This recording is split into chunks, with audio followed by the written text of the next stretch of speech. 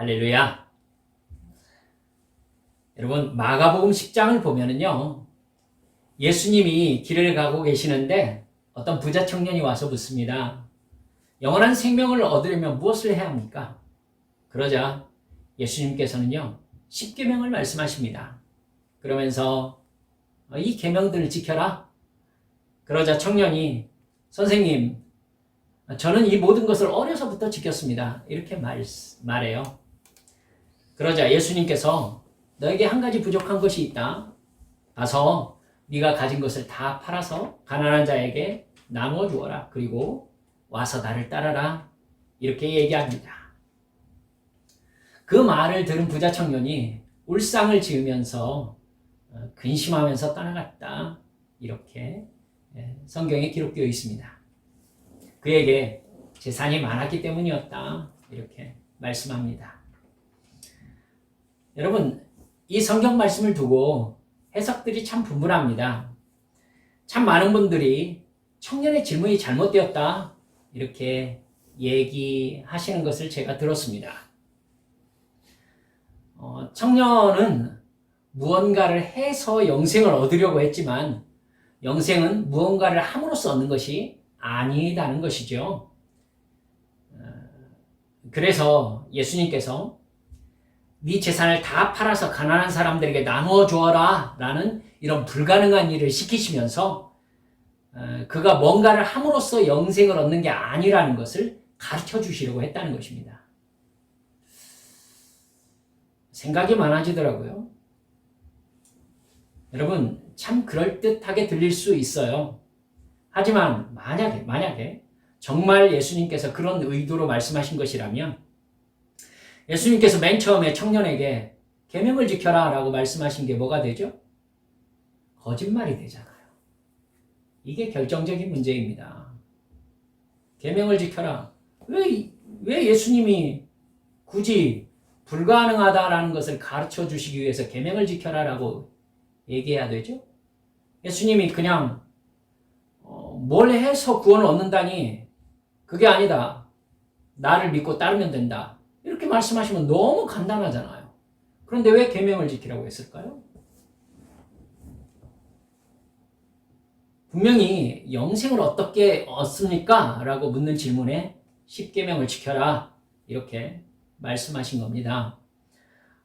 분명히 못 지켰을 것이라고 생각하시면서 말씀하셨을 거예요. 그러니까 청년이 저 어렸을 때부터 다 지켰습니다. 그러니까 예수님이 당황하시면서 아니 그걸 어떻게 다 지켜? 다 못 지켰을 텐데? 이 마음으로 부족하네.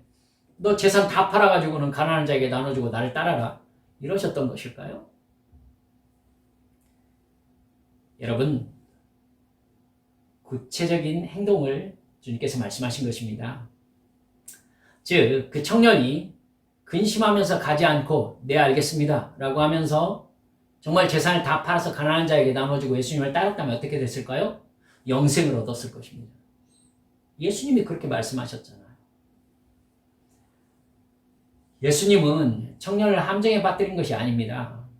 예수님은 구원이 뭔가를 해서 얻는 것이 아니라고 가르쳐 주려고 불가능한 일을 시키신 것이다.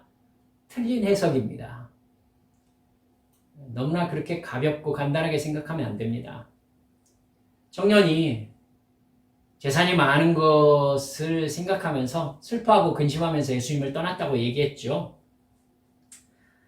만약에 소위 믿음이라는 것이 예수님을 마음으로 믿는다라고 생각하는 것이라면은 예수님께 그 순간 따져야 되죠.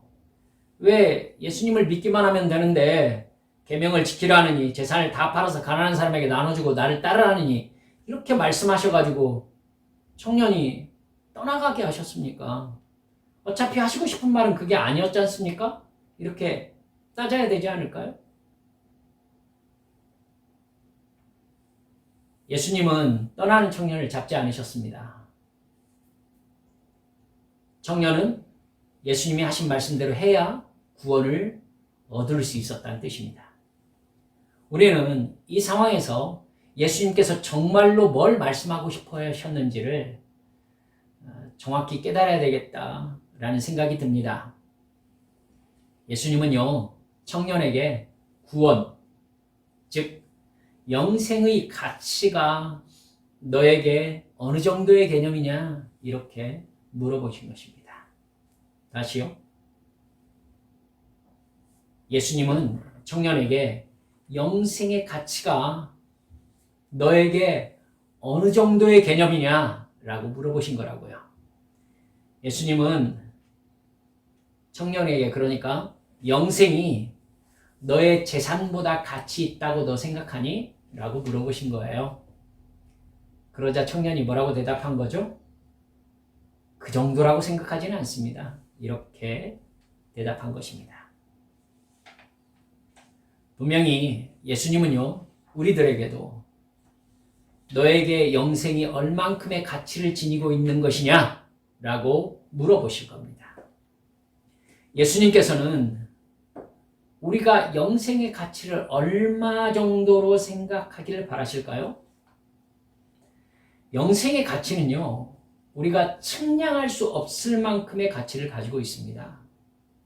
바로 하나님의 아들이신 예수 그리스도께서 이 세상에 오셔서 십자가에 못 박히는 대가를 치러야만이 주실 수 있는 것이었기 때문입니다. 영생의 가치는 그러니까 예수님의 생명만큼입니다. 또한 분명한 것은 영생을 그만한 가치로 대하는 사람이 구원을 받는다는 사실입니다.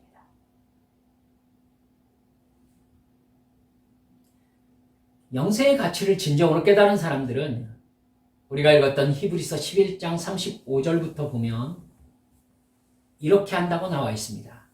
여자들은 자기의 죽은 자들을 부활로 받아들이기도 하며 또 어떤 이들은 더 좋은 부활을 얻고자 하여 심한 고문을 받되 구차히 풀려나기를 원하지 아니하였으며 또 어떤 이들은 조롱과 채찍질 뿐만 아니라 결박과 옥에 갇히는 시련도 받았으며 돌로 치는 것과 톱으로 켜는 것과 시험과 칼로 죽임을 당하고 양과 염소의 가죽을 입고 유리하여 궁핍과 환난과 학대를 받았으니 이런 사람은 세상이 감당하지 못하느니라.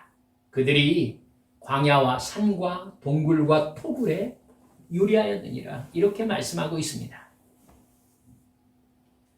그 사람들은 영생을 얻을 수만 있다면, 영생을 얻기만 한다면 어떤 비참한 삶을 살다가 죽어도 기꺼이 억울하거나 한스럽지 않다고 생각하며 그렇게 산 사람들이었다. 이렇게 히브리서 11장이 믿음에 대해서 설명하면서 우리에게 가르쳐주고 있는 것입니다. 따라서 예수님께서는요, 마태복음 13장 44절에서부터의 천국 비유에서 이렇게 말씀하십니다. 천국은 마치 밭에 감추인 보화와 같으니 사람이 이를 발견한 후 숨겨두고 기뻐하며 돌아가서 자기의 소유를 다 팔아 그 밭을 사느니라. 또 천국은 마치 좋은 진주를 구하는 장사와 같으니 극히 값진 진주 하나를 발견하며 가서 자기의 소유를 다 팔아 그 진주를 사느니라. 무슨 말씀입니까? 정말로 천국을 발견한 사람들이라면 그 천국을 얻기 위해서 자기 소유를 다 팔아서라도 그 천국을 사는데 주저함이 없다는 것입니다. 예수님은 그 부자 청년에게 너에게 천국의 가치는 얼만큼인가? 라고 물었는데 그 청년은 저는 제 재산만큼은 되지 않는다고 생각합니다. 이렇게 대답한 셈인 거예요. 천국을 진짜 발견하고 영생을 사모하는 사람들이 자기 재산을 다 팔아 그 밭을 샀느니라. 자기 재산을 다 팔아 그 진주를 샀느니라 했던 말과는 굉장히 다르죠. 굉장히 다르죠. 그 청년은 제가 영생을 얻고 싶습니다마는 제가 가진 재산만큼은 아니라고 생각합니다. 이렇게 이야기한 것입니다. 여러분, 그 사람이 정말 천국의 무게, 영생의 무게, 영생의 가치를 제대로 안 사람입니까? 구원의 가치를 제대로 알고 구원의 가치만큼으로 대한 사람입니까? 아니지요. 그 청년이 여러분 길 가다가 예수님 앞에 엎드려서 물었다고 해요. 퍼포먼스가 대단하지 않습니까? 그런데도 불구하고 그 청년은 퍼포먼스만큼의 진짜 믿음을 가지고 있지는 못했던 것입니다. 만약에 진짜 천국의 가치를 알았다면 예수님께서 이렇게 하면 영생을 얻을 수 있다라고 얘기했을 때 그렇게 했어야죠. 그렇게 했어야죠. 그 청년은 영생이 무엇인지 아직 모르고 있는 것입니다. 여러분, 나는 천국, 영생에 대해서 어떤 가치를 부여하고 있습니까? 나의 행동을 보면은 내가 천국, 영생 또 그것을 내게 주신 예수님을 어떤 의미로 대하고 있는지 알 수 있습니다. 알 수 있습니다.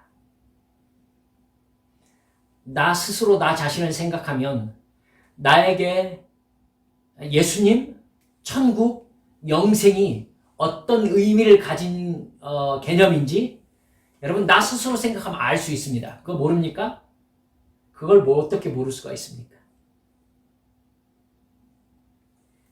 예수님께서는 우리가 예수님께서 십자가에 못 박혀 죽으시는 엄청난 대가를 치르신 영생을 그만한 가치, 그만한 무게로 대하시기를 바라고 계신 것입니다.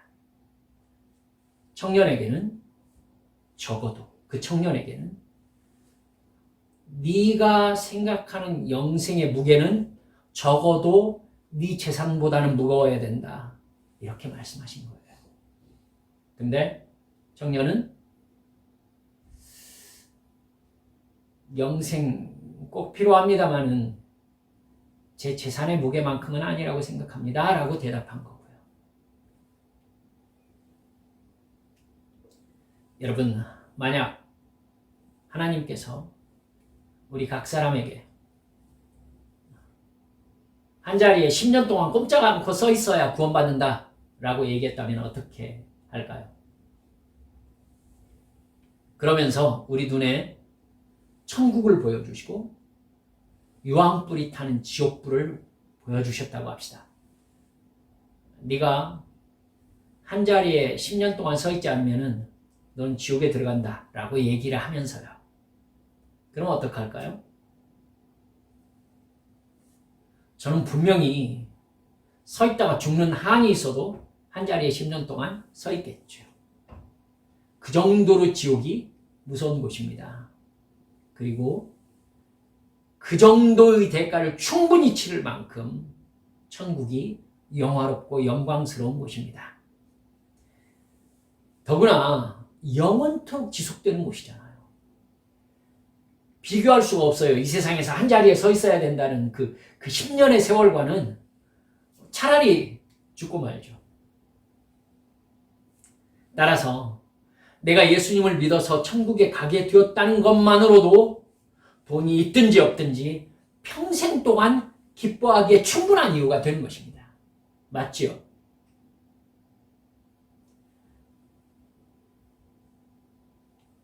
여러분, 먼저 말씀드린 청년은 영생을 얻을 만한 믿음이 없었습니다. 내 문제가 심각하죠? 예수님께서 이러한 개념으로 우리에게 영생을 주신 게 맞다면 나는 그것을 받을 만한 믿음을 가지고 주님의 은혜에 응답한 것인가 돌아봐야 합니다. 나에게 영생은 어떤 가치를 가지고 있고 그 영생은 나의 삶을 어떻게 변화시켰습니까? 청년에게 모든 재산을 팔아서 가난한 자에게 주고 예수님을 따르라고 하시는 말씀은 네가 영생의 가치를 정말로 알고 있다면 그것을 얻기 위해서 너는 네 삶 전체를 바꾸는 것에 동의할 것이다. 이 말씀입니다. 정말 영생이 나를 죄 속에서 태어나 죄만 짓고 죄 속에서 뒹굴며 살다가 죄를 즐기고 살던 돼지 같은 나를 정결한 하나님의 자녀가 되게 했습니까? 그래서 나는 지금 이 시간 정결한 하나님의 자녀로 살고 있습니까? 그게 아니라면 우리는 무엇을 보면서 내가 구원받았다고 말할 수 있을까요? 이건 지금 제가 사실을 얘기하고 있는 겁니다. 심각한 문제예요. 예수님이 나를 위하여 십자가에서 대신 죽으셨다는 것에 대해서 내가 그렇다라고 동의하는 거 귀합니다. 귀합니다. 하지만 충분합니까? 그 정도의 믿음으로 청년이 예수님 앞에 엎드렸다는 것을 잊지 마십시오. 청년은 예수님을 통해서 영생을 얻는다는 것을 알고 있었어요. 그리고 예수님 앞에 길거리에서 무릎 꿇고 엎드렸습니다. 젊은 관원이라고 얘기한 것도 있고요. 그러니까 나름대로 알려진 사람이었던 겁니다. 여러분, 그 정도의 지적 동의를 가지고 있었다고요.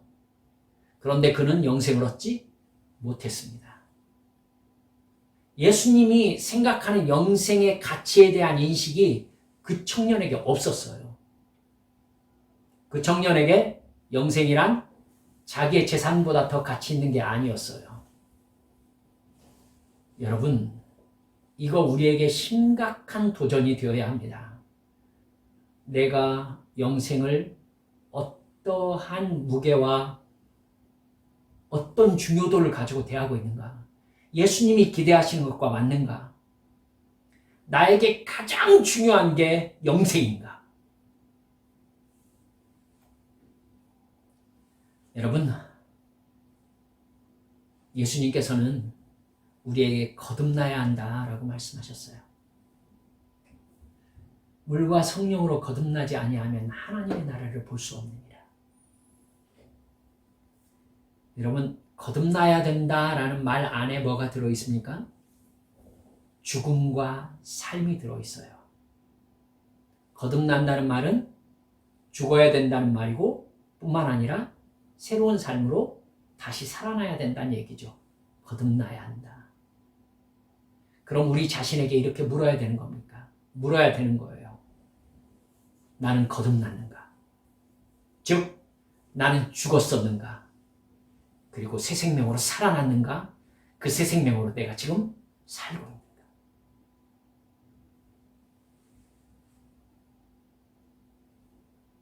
여러분, 그럼 내가 어떻게 그 사실에 대해서 인식할 수 있겠습니까? 그 이야기를 오늘 우리가 읽은 본문에서 예수님께서 말씀하고 계십니다. 답부터 말씀드리죠. 우리는 예수님의 계명을 지키는 것으로만 내가 거듭났다는 사실을 증명할 수 있습니다. 예수님의 계명을 지키는 것으로만 내가 거듭났다는 것을 증명할 수 있어요. 예수님은 지금 제자들에게 이 세상에서 이 보이는 하나님의 아들로서 마지막 설교를 하고 계십니다. 다락방 강화죠. 그 설교에서 예수님은요, 나를 사랑하는 사람은 나의 계명을 지킨다는 너무나 단순한 말씀을 여러 번 반복합니다. 15절에서 너희가 나를 사랑하면 나의 계명을 지키리라 이렇게 말씀하십니다. 21절에서는요, 나의 계명을 지키는 자라야 나를 사랑하는 자니 나를 사랑하는 자는 내 아버지께 사랑을 받을 것이요 나도 그를 사랑하여 그에게 나를 나타내리라. 다시 23절에서 뭐라고 하십니까? 사람이 나를 사랑하면 내 말을 지킨다. 이렇게 말씀하십니다. 24절에서는 거꾸로 말씀하시죠. 나를 사랑하지 아니하는 자는 내 말을 지키지 않는다. 예수님께서 말씀하신 계명을 지키는 사람이 예수님을 사랑하는 사람인 겁니다. 예수님이 나를 위하여 십자가에서 죽었다는 것을 마음으로 믿으면 천국 가고 좀 더 열심히 신앙생활하면은 하나님께서 주시는 복을 받는다. 이런 개념으로 교회를 다니고 있다면 여러분, 그것이 예수 믿는다는 것으로서 절대 영생을 얻을 만큼 충분한 믿음이 되지 않는다는 것을 기억하셔야 합니다. 그 정도의 개념은 부자 청년도 가지고 있었다니까요. 그 정도의 신앙은요, 언젠가 반드시 너에게 영생은 어떤 의미냐? 라고 예수님께서 물어보셨을 때 근심하면서 영생을 포기할 정도밖에 되지 않는다는 겁니다. 예수님을 믿는다는 것은 내 옛사람이 죽어서 새 사람으로 거듭났다는 것입니다.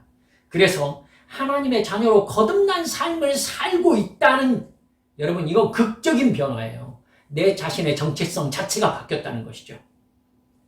세계관과 가치관이 완전히 뒤집어진 사람이란 뜻입니다. 이 세상의 돈과 명예나 재미 정도가 아닙니다. 영원한 생명입니다. 그것을 못 받으면 이 세상 전부를 소유했다 하더라도 아무 소용이 없는 거예요. 그죠? 우리 때는 빌 게이츠가 제일 부자였으니까. 빌 게이츠만한 돈을 가지고 있다 하더라도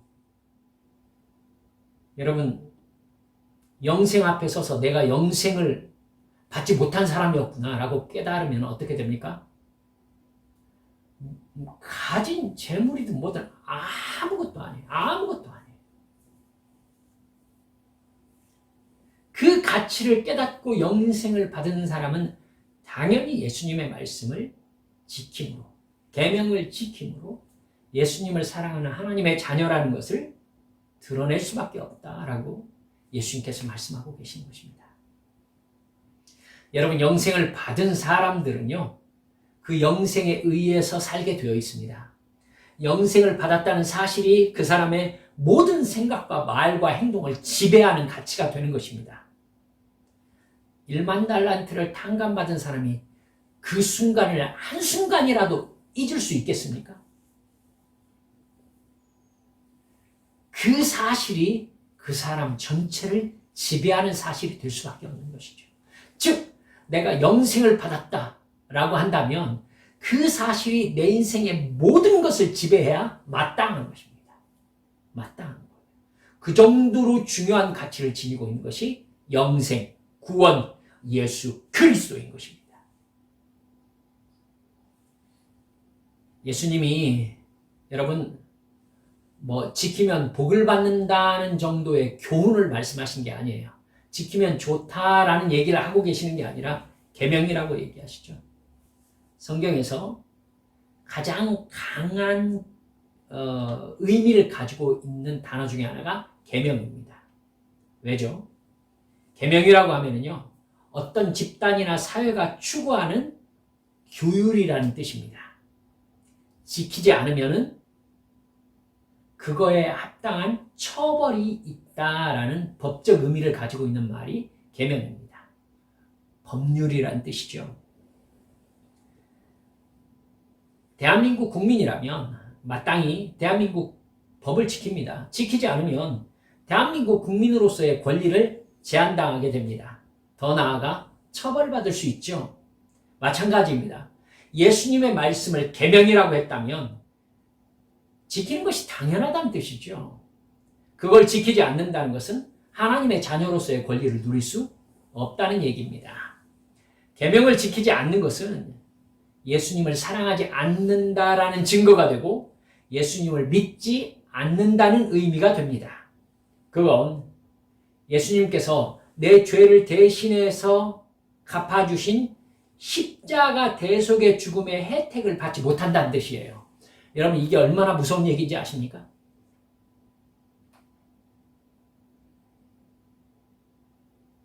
계명을 지키지 않으므로 내가 믿음이 없는 사람으로 드러난 사람은 예수님께 죄사함을 받지 못했다는 뜻이에요. 예수님께서 그 사람을 위하여 십자가에 죽지 않으셨다는 뜻입니다. 그 사람에게 남은 것은 무엇입니까? 지옥의 멸망입니다. 이렇게 무서운 게 영생 개념이에요. 이렇게 분명한 계명 개념이 없다면 기독교는 아무것도 아니죠. 아무것도 아닙니다. 천국과 지옥이라는 엄중한 심판이라면 그것에 미치지 못하거나 충족했다는 분명한 법적 기준이 있어야 되겠죠. 그렇다면 우리는 무슨 계명을 지켜야 됩니까? 그것도 예수님께서 마지막 이 다락방 강화에서 한 문장으로 말씀하고 계십니다. 중요한 말씀이죠. 요한복음 13장 34절 35절 말씀입니다.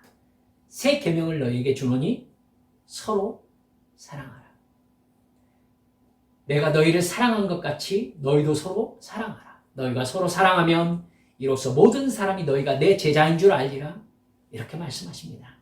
예수님은 자기를 사랑해서 자기 이익을 추구하는 육신의 본성을 따르지 말고 믿음의 지체들을 예수님이 사랑하신 것처럼 사랑하라고 계명으로 말씀하신 것입니다.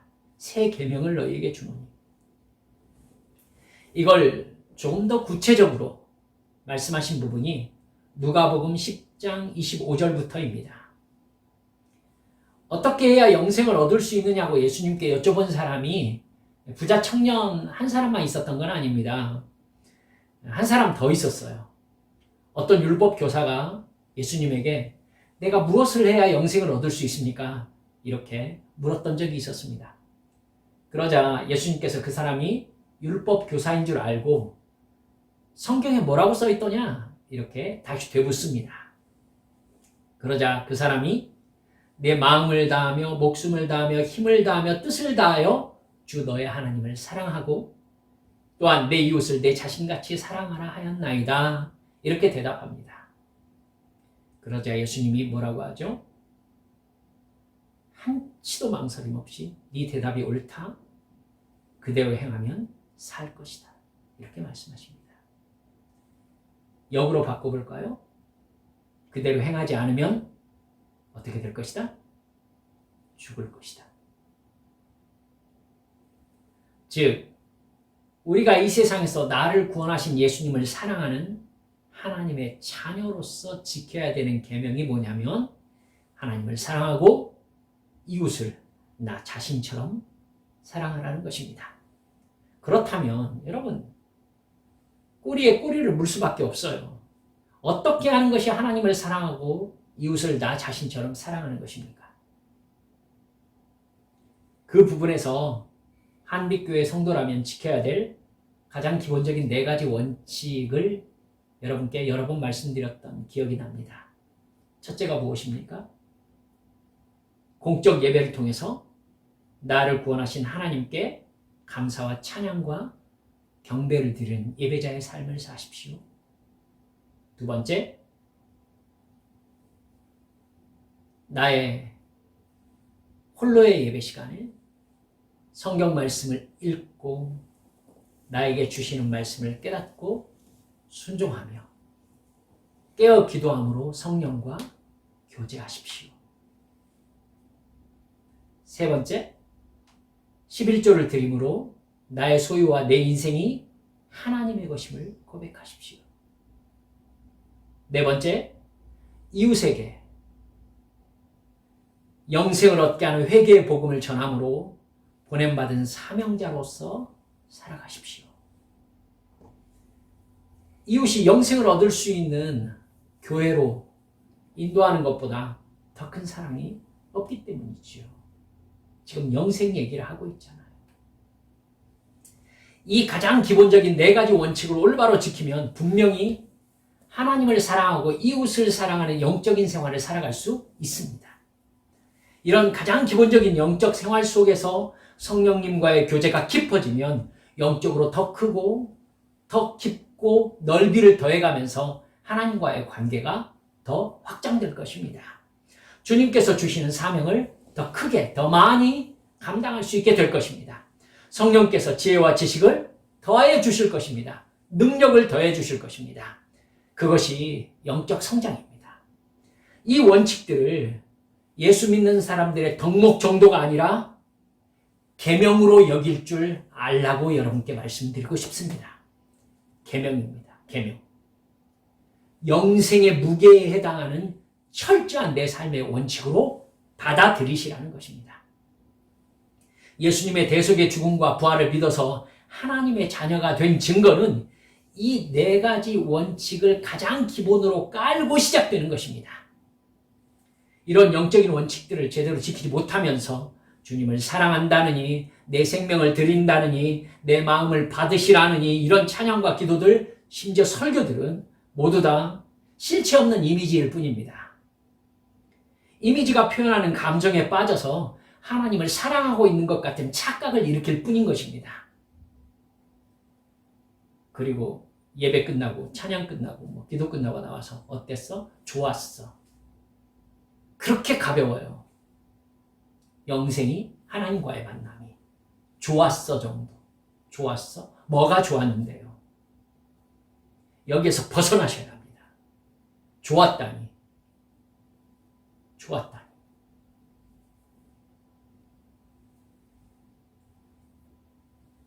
하나님을 사랑하고 이웃을 사랑하는 계명을 지키는 것이 예수님을 사랑하는 증거입니다.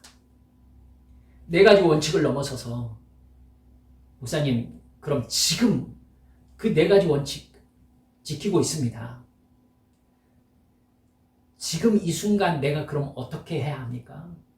라고 디테일한 그 어떤 것을 저에게 얘기해 주기를 바라신다면 저는 이렇게 말씀드리겠어요. 그렇게 네 가지가 나에게 그만한 무게로 받아들여서 실천되어지고 있다면 분명히 성령님께서 우리 성도들에게 지금 무엇을 하며 어떻게 살아야 될 것인지 가르쳐 주실 것입니다. 제가 이렇게 말씀드릴 거예요. 그리고 그것은 사실입니다. 성령님께서 깨닫게 하시고 이 순간 내가 어떻게 살아야 될 것인지를 순간순간 감동하실 것입니다. 그 말씀에 순종하십시오. 그것이 예수님과 동행하는 삶입니다. 신앙생활은 예수님을 사랑하는 것, 이건요 행복한 느낌이 아니에요. 구체적인 행동의 변화입니다. 신앙생활은 감정이나 기분은 별로 상관이 없습니다. 오히려 신앙생활을 어떤 느낌으로 생각하는 사람은 아직 너무 어린 신앙생활이든지 아니면 착각하고 있는 겁니다. 오히려 하나님은요, 세상 욕심과 세상 즐거움을 취하려는 자기와 싸우느라 힘쓰고 애써서 지치고 영적인 싸움에서 필요한 에너지를 하나님 앞에 간구하는 사람들을 주님께서 귀히 보시면서 그 마음 안에 새로운 깨달음과 새로운 영적 힘을 부어주시고 싶어 하시는 분이십니다. 오늘 말씀을 정리합니다.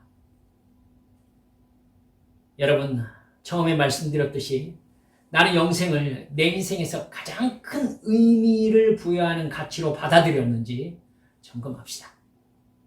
영생은 하나님이 우리에게 주고 싶어하는 가장 중요한 선물입니다. 이거에 비하면 이 세상에서의 부귀와 이 세상에서 건강과 어떤 지위 아무것도 아닙니다. 아무것도 아닙니다. 영생 그것만 있으면 다른 것은 다 필요 없다고 해도 과언이 아닐 만큼의 가치를 지니고 있는 게 영생입니다. 구원입니다. 그래서 성경에는 구원 얘기밖에 없는 겁니다. 영생의 가치를 정말로 느낀 사람은 그것 말고 하나님께서 아무것도 주시지 않아도 감사하며 살 수 있습니다. 영생을 주신 은혜에 대한 반응이 믿음인데 내 믿음의 반응이란 하나님 사랑, 이웃 사랑이라고 말씀드렸습니다. 그건 덕목이 아니라 계명이라고도 말씀드렸습니다. 따라서 그 계명에 순종하는 것은 그 무게가 영생의 무게여야 하는 것입니다.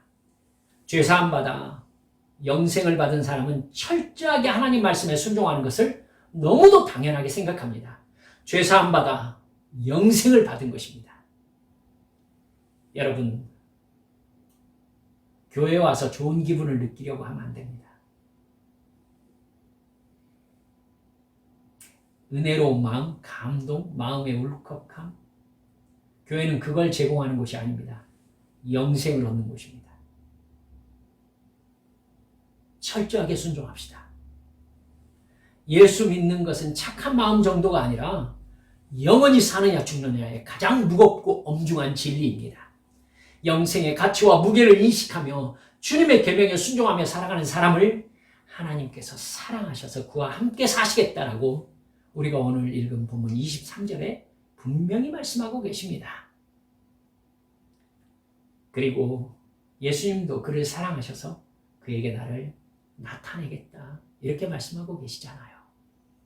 이렇게 우리 주님의 기준으로 영생의 무게를 인식해서 주님의 사랑을 그 사랑의 부피만큼 정말로 느끼면서 살아가는, 그래서 나의 상황과 관계없이 너무나 행복한, 내 영혼이 확정되고 확정되어서 믿음의 눈들어 주님을 바라봅니다. 이렇게 주님과 동행하는 성령 충만한 우리 한빛 성도들 되시기를 우리 구주 예수님의 이름으로 축원합니다. 이 시간 주님 앞에 함께 기도합시다.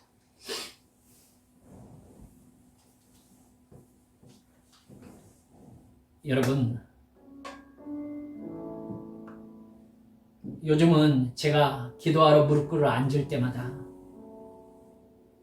성경을 펼쳐 읽을 때마다 마음 저 깊은 곳에서 성령의 감동하심이 이렇게 올려나옵니다. 아들아, 내 백성을 거룩하게 하라. 내 백성을 거룩하게 하라. 여러분,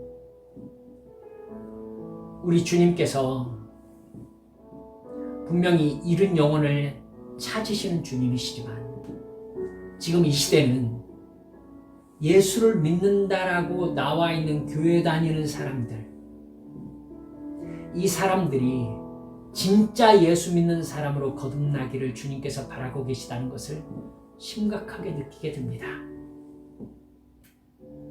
내 백성이 정말 내 백성 되게 하라. 교회 다니는 사람들이 정말 예수 믿는 사람 되게 하라. 이 부분을 성령께서 붙잡고 놓지 않으세요. 그래서 기도할 때마다 영생의 무게에 대해서 인식하게 하라는 성령님의 강한 부담이 저를 붙잡고 있습니다.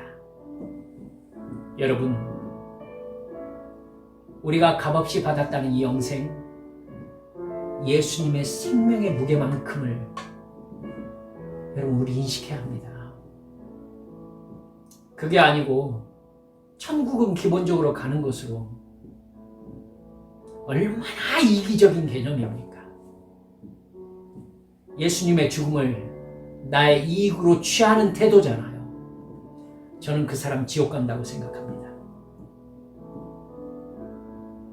사랑하는 여러분들, 이 시간 기도하면서 주여, 주님께서 내 옛사람이 얻고 싶었던 돈 이야기, 건강 이야기, 이런 이야기 하나도 하지 않으신 채 자꾸 영생 얘기만 하신 것이 그것 안에 모든 것이 다 들어있기 때문이라는 것 제가 알았습니다.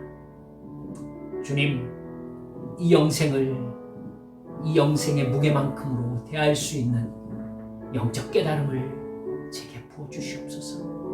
그래서 정말 우리 주님과 동행하는 삶의 기쁨이 나의 환경과 상황과 관계없이 나를 지배하는 가장 중요한 가치가 되도록 주여 내게 역사해 주시라고 이 시간 주님 앞에 함께 동성으로 기도하시겠습니다. 기도합니다. 아버지 하나님,